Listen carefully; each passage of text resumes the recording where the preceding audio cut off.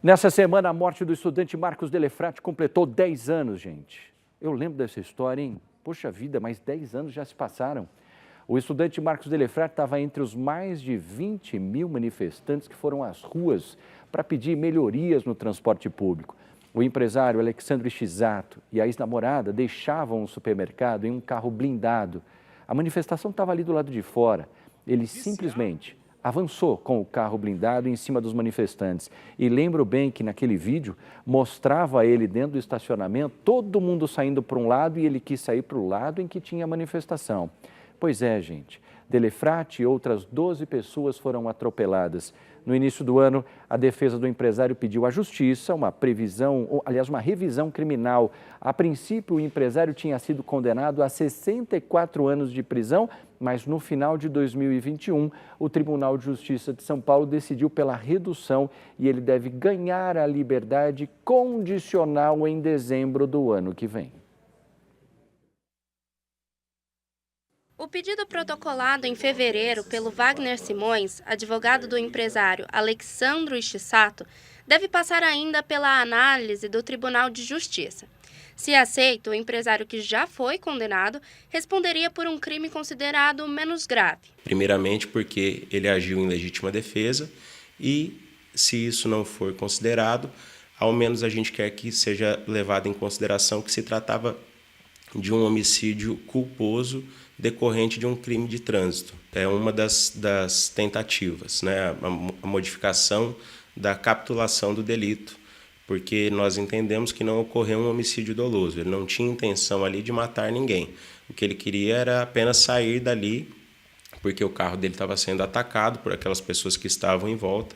Nós temos uma série de vídeos gravados que mostram que o veículo dele estava sofrendo várias pancadas. A perícia constatou que tinha mais de 40 marcas de escoriações no veículo e isso demonstra que ele estava em risco de vida. Então ele só tentou sair dali, a intenção dele não era matar ninguém. O estudante Marcos Delefrate estava entre os mais de 20 mil manifestantes que foram às ruas no dia 20 de junho de 2013 para pedir por melhorias no transporte público. O protesto, que exigia, entre outros aspectos, o passe livre para estudantes, já estava no final quando tudo aconteceu. Shisato e a ex-namorada deixavam o supermercado em um carro blindado. Ao contrário do orientado, o casal saiu do estacionamento por um portão que leva ao cruzamento entre as avenidas Professor João Fiuza e Adolfo Bianco Molina, topando com os manifestantes. O grupo tentou impedir que o carro do empresário avançasse. Algumas gravações mostram a multidão discutindo com o motorista. Irritado, Shisato acelerou e atropelou não só Delefrate, mas outras 12 pessoas. 4 delas tiveram ferimentos mais graves. Shisato fugiu sem prestar socorro às vítimas. O homem foi preso um mês depois do crime por homicídio doloso e 4 tentativas de homicídio. Alexandre Shisato de Azevedo deve cumprir de pena quase o mesmo tempo que o estudante Marcos Delefrate teve de vida, 18 anos e 8 meses. A princípio, o empresário tinha sido condenado a 64 anos de prisão, mas no final de 2021, o Tribunal de Justiça de São Paulo decidiu pela redução.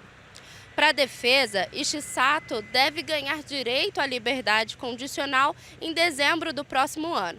Mas para o Ministério Público, ele só deixa a cadeia em 2025 ou 2026. Nós estamos falando ou para a progressão do regime aberto, ou semiaberto, aliás, ou para livramento condicional. O regime semiaberto dá em julho de 2026 e livramento condicional em dezembro de 2025. O regime semiaberto ele estaria num regime de menor contenção, não estaria em liberdade, mas estaria num regime de menor contenção. Já o livramento condicional, ele vai para a rua, claro que tem que obedecer determinadas condições que vão ser impostas.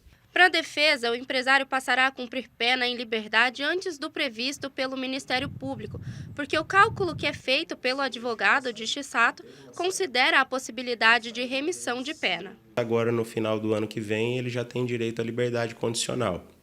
Então, nós acreditamos que, com certeza absoluta, até o final do ano que vem, ele já tem a liberdade. Desde que foi preso, o motorista passou por 4 presídios.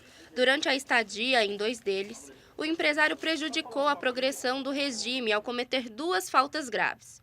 Segundo o advogado, as punições foram aplicadas porque Ishisato recusou ser transferido de penitenciária por questões de segurança. Ele tinha receio de que fosse transferido para um lugar em que não fosse dado a segurança necessária para que ele não sofresse nenhum tipo de abuso e até podendo vir a ser morto.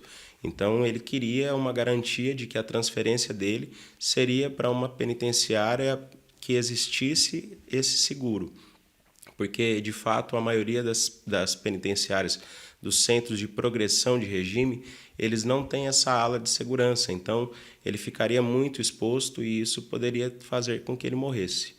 Apesar dos recursos aplicados pela defesa para redução de pena e agora para redução da gravidade do crime, para o promotor de justiça Marcos Túlio Nicolino, não há dúvidas de que a primeira sentença é a que mais corresponde ao teor do caso. Nós aqui conseguimos a condenação dele e ele foi efetivamente condenado. Agora, o processo de execução corre em outra região do Estado com jurisdição diferente daqui. E é isso que acontece nesse país, né? Você tem o julgamento, você fica preso por um determinado tempo, mas tudo pode mudar, tudo pode mudar. A gente acompanha isso diariamente. Vocês estão vendo aí, apesar dele ter cometido as penalidades dele, o que complica a situação dentro da cadeia, né? Ou pelo sistema prisional, não, o advogado vai quebrando com brechas, vai quebrando com argumentos, e aí você vê como é que é. O Delefratti viveu 18 anos, capaz dele ficar só 18 anos preso, depois de ter feito tudo isso, atropelado um monte de gente. E eu lembro muito bem, ele teve a opção de sair pelo lado em que não tinha manifestação. Ele não quis. Isso foi amplamente divulgado naquela ocasião. Sabe, gente, para que esse tipo de coisa? Lamentável, né?